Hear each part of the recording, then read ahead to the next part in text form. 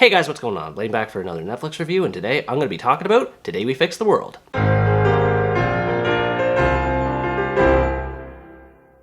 Today We Fix the World is an Argentinian comedy drama that tells the story of David Samaras, also known as Grego, a television producer who puts all of his focus into work at the expense of his relationship with his family. One day, after meeting his ex-wife, she's tragically killed from a car accident, leaving him alone to care for his 9-year-old son, Benito. Things become more complicated when he learns that he isn't Benito's biological father, and after the two discuss the situation, both David and Benito set out to find the true father, going on an unusual and uplifting journey across Argentina. I was surprised to see not one, but two films from Argentina in the span of just a few weeks, but even more so that this one turned out to be so great. There are a few issues with its narrative, but on the whole, it proved to be a moving take on the importance of father-son relationships and what it means to be a father. At the beginning, David is not an ideal example of what a father should be. He is kind and loving to an extent, but he only puts in the bare minimum of effort toward his family, preferring to immerse himself in his work, and even there he remains inattentive and high-strung. I like how he's forced to re-examine his relationships with others when he travels with Benito. Little things happen where he slowly but surely changes his stance toward his son, reflecting the gradual impact that he has on him just from being in his presence, which made for good character development. Another thing I found refreshing about David is the fact that he has, or had, a positive relationship with his ex-wife Silvina. There is something there that makes their separation understandable, but it doesn't come with lingering animosity. Silvina understands that David has his heart in the right place when it needs to be, but also that it never stays in one place for too long. Benito was another great character to go along with David. He's pretty much completely detached from him, preferring to spend more time playing games on David's phone than interacting with him,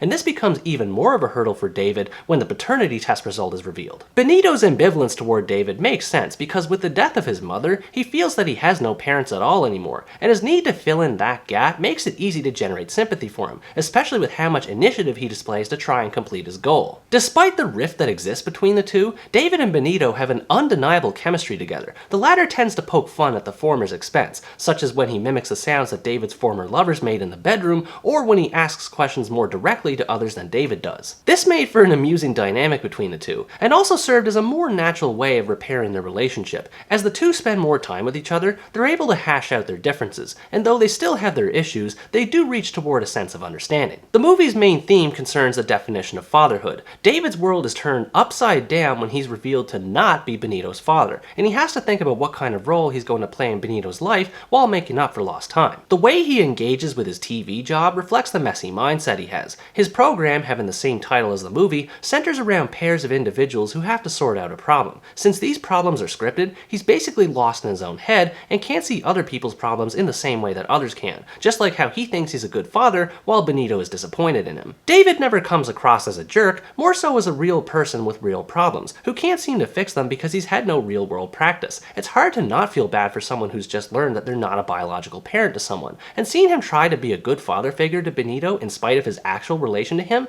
was a rewarding experience. I will admit that it does take a while for the premise to get going, and it's weird to me that David never really changes his bad habits over the course of the story, despite clearly being affected by Benito, but in the grand scheme of things, the journey ends up moving past these shortcomings. The thing I enjoyed the most about this movie is the variety of scenarios that the pair find themselves in while searching for Benito's real father. They do all kinds of things like visiting a dance academy, a painting gallery, and even a theme park, and their detective hunt sees them meet a number of potential fathers for Benito with hilarious results. What makes them so fun is that the scenes and personalities of the characters are always changing and staying fresh. David and Benito often have these little debates over these potential fathers, with one usually preferring someone more than the other does, or both of them agreeing with each other and running away as fast as they can. The movie has a lot of great subdued comedy wrapped in the story, not just with the father searching, but also with little moments like when David gets frustrated at his inept coworkers, or when Benito's red-green color blindness results in misunderstandings. I laughed harder at these moments than I expected to, and they were great at lightening the mood following the more dramatic moments. Some of the more comedic scenes can go a bit too far in terms of silliness.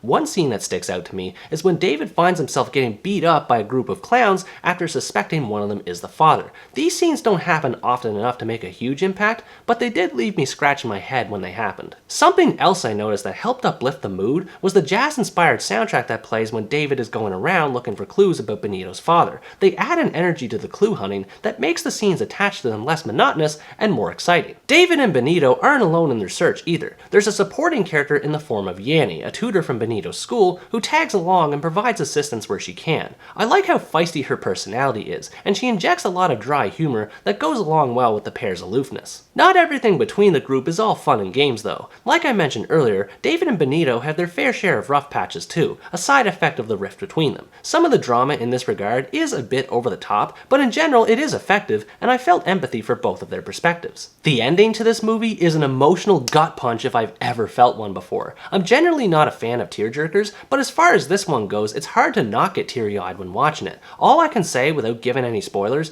is don't watch it without a box of tissues nearby. Overall, Today We Fix the World is a solid comedy drama that explores the search for meaning in fatherhood and the importance of father figures in children's lives, while doing so in charming fashion. If you like dramedies and you're looking for one that's oriented toward family topics, I definitely recommend that you check this one out. It has some faults with how it goes about its comedy and story, but they never get in the way of the bigger picture. The relationship of the main characters, the subtle humor combined with effective drama, and creativity and variety of scenarios all add up to create a heartwarming story that proves what real family is all about. What did you think about this movie? Did it also end up tugging at your heartstrings, or were there some parts about the comedy that didn't work as well for you? Let me know in the comments below. Anyways guys, that's gonna wrap up my review of Today We Fix the World. Thanks for watching this video, I hope you enjoyed it, and as always stay tuned for the next part, where next time I review the British horror film Choose or Die.